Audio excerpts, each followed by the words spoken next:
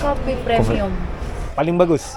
Syurga shopping dekat sini, dekat Batam. Kita ingat kita ada Tamrin City, Tanah Abang dekat Jakarta apa kan. Tapi tak payah pergi jauh-jauh.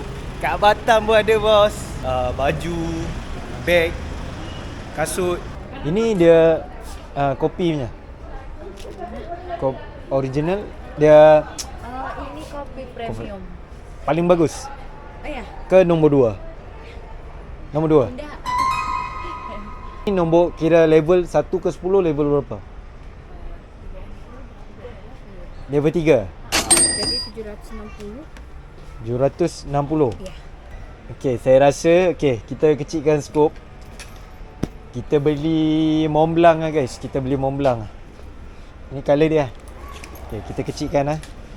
Di beg macam ni kita boleh dapat dalam 1 lebih. So korang tengok kualiti dia cantik.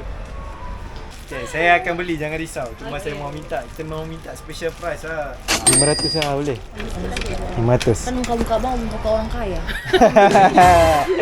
500. Orang yang kaya tapi wang dia Ada itu di kartu. Tinggal gesek je. Dulu satu base kita datang balik. Jap. Okay lah, last lah. Salah. Kita kawan. Tambah 50 lagi abang. Mau beli ni lah, boleh. Bisa?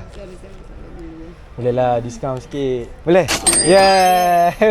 Terima kasih. Let's go. Alright. Yang baru. Okay. Kita terus pakai. Saya mau terus pakai.